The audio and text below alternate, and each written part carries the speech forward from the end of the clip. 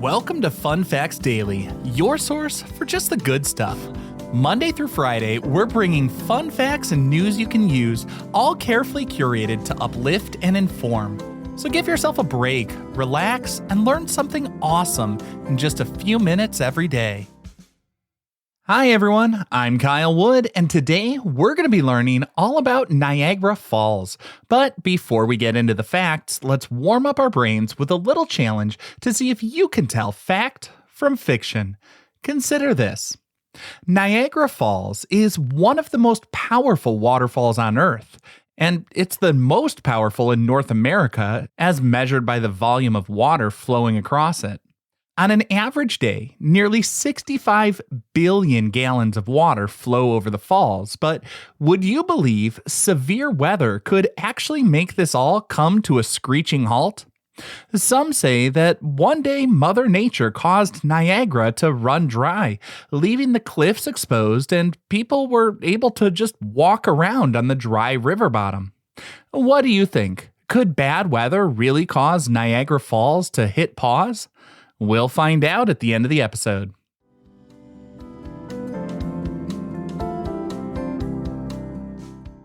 Now for your word of the day. Our word for today is escarpment. That's ESCARPMENT.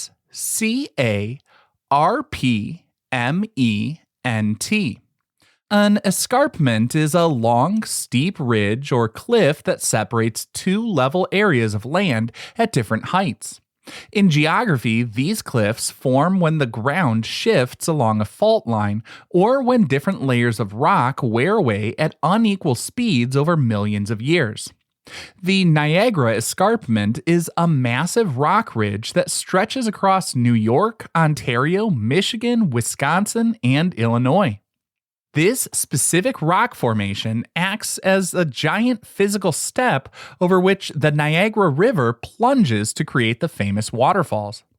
The word escarpment is based on the French word escarpe, which means a steep slope. The French term originally came from the Italian scarpa, which historically described the sloped base of a castle wall built to keep enemies from climbing up. Over time, scientists adopted the term to describe steep cliffs formed by layers of rock.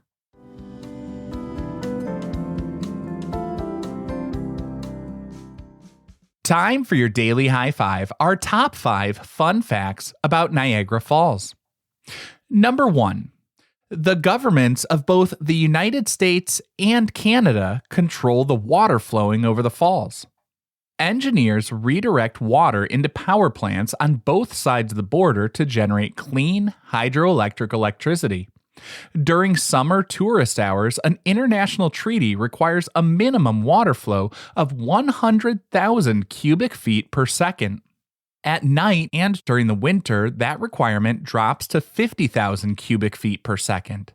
This shift routes half of the river's total volume into massive underground intake tunnels.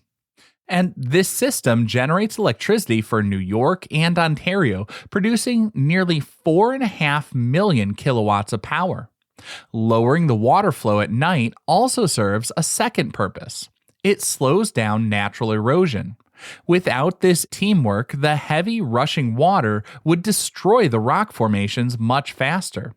It's a great example of how modern engineering can actually balance energy needs with nature preservation and tourism. Number 2. Niagara Falls has moved 7 miles upstream from its original location because of constant rock erosion. The falls formed about 12,000 years ago at the end of the last ice age when melting glaciers created the Great Lakes. The rushing water cut through the Niagara Escarpment, starting way back at what's now Lewiston, New York, and Queenston, Ontario. The river flows over a hard top layer of rock called Lockport Dolostone, which sits on top of softer layers of shale. As the water eats away at the soft shale underneath, the heavy rock above eventually collapses, and this continuous cycle forces the edge of the falls to slowly back up toward Lake Erie. Historically, Niagara Falls was eroding backwards at a rate of about 3 to 5 feet every year. Today, modern dams and water diversions have slowed that to just a few inches a year. Even at this slower pace, scientists say that Niagara Falls will eventually recede all the way to Lake Erie. Once the river reaches the flat lake bed, the vertical waterfall will completely vanish and turn into a long stretch of rapids. But don't worry, scientists estimate that won't happen for about 50,000 years, so you still got plenty of time to see this natural wonder. Number 3. The brilliant color of the water is caused by tons of crushed rock and minerals floating in the river. When we think of a healthy water ecosystem, we think of clear or blue. We tend not to go for green water. But the unique color of Niagara Falls is the sign of active geology at work, not pollution. The heavy, rushing water is constantly grinding down the shale and limestone riverbeds below. This grind creates a superfine powder known as rock flour or glacial flour. The river carries an estimated 60 tons of these dissolved minerals and rock powder over the edge every single minute. When sunlight hits the water, these floating particles absorb certain wavelengths of light, and they reflect green and blue light back into our eyes, creating a bright green shade in the pool below. The brightness of the green changes depending on the weather and how fast the river's moving.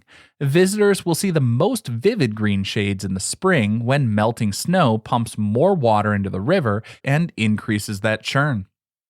Number 4. In 1969, engineers completely stopped the water flowing over the American Falls to study the strength of the cliffside. The United States Army Corps of Engineers built a 600-foot temporary dam called a cofferdam out of 28,000 tons of rock and soil. This wall forced the Niagara River away from the American Falls and pushed it all toward the Canadian Horseshoe Falls. For 5 straight months, they kept the rock face bone dry. This allowed geologists to study the massive pile of fallen boulders known as talus at the bottom of the waterfall. Engineers wanted to see if they could clear those boulders away to change how the waterfall looked. They set up tools to measure rock movement, cleaned the dry riverbed, and drilled holes to drain built-up water pressure inside the cliff. In the end, scientists and the public decided to leave the fallen rocks alone and let nature take its course. They blasted open the temporary dam in November of 1969, and the river came rushing back to its original path within seconds. And our 5th and final fun fact for today. Thankfully, the vast majority of fish that take a plunge over Niagara Falls actually survive the drop completely unharmed. Biologists estimate that about 90% of the fish that go over the edge make it through safely. A fish's body structure is uniquely built to handle intense pressure changes that would severely injure most land animals. Their bodies are highly flexible and filled with fluid, which helps absorb the shock of the crash. Also, the bottom of the waterfall has a deep plunge pool packed with thick, bubbly foam. This foam acts like a giant airbag, absorbing the energy of the falling water and shielding the fish from hitting hard rocks below. The real danger to the fish isn't the actual fall, but the amount of trapped gases in the frothy water, which makes them dizzy for a moment. Local birds frequently gather at the bottom to catch these dizzy fish, creating a unique little ecosystem right beneath the roaring waterfalls.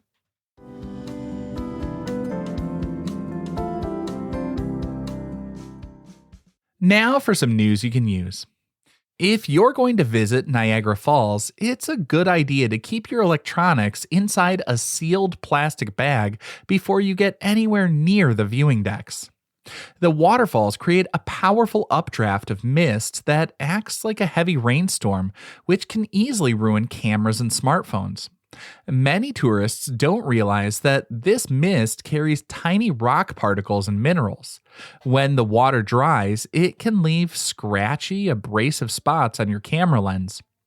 For great photos without the water spots, try to stand with the wind at your back and use a plastic lens hood to block the floating droplets. Also, plan your visit around the river's daily water cycle to make the trip even cooler. Remember how the governments divert half the water at night for electricity? That morning transition starts at 8 a.m. when the massive upstream control gates close.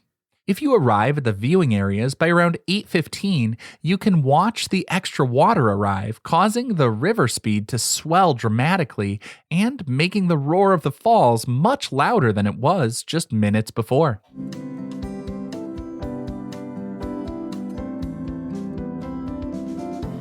Finally, the moment you've been waiting for. At the beginning of the episode, I asked if bad weather could really make Niagara Falls run dry. Well, believe it or not, that's a fact. On March 29, 1848, a fierce winter storm caused massive ice fields on Lake Erie to shift. The ice jammed tightly at the start of the Niagara River near Buffalo, New York. This natural ice dam blocked the water from reaching the falls for about 30 hours. The riverbed completely dried out, leaving the giant cliffs totally exposed. Local people actually walked out onto the dry river bottom to collect old historical weapons and artifacts, and nearby factories had to stop working because there was no moving water. Eventually, the massive ice jam broke apart and the water came rushing back. Now, I hope you enjoyed learning a bit about Niagara Falls with me today. Be sure to tune in every weekday for even more fun facts. Fun Facts Daily is an Airwave Media podcast. It was written, recorded, mixed, and edited by me, Kyle Wood. Thanks for sharing a part of your day with me. Be sure to follow Fun Facts Daily on your favorite podcast app so you can keep the good stuff coming your way every day. And if you like the show, please do me a favor and leave a kind rating, review, or just tell your friends about it.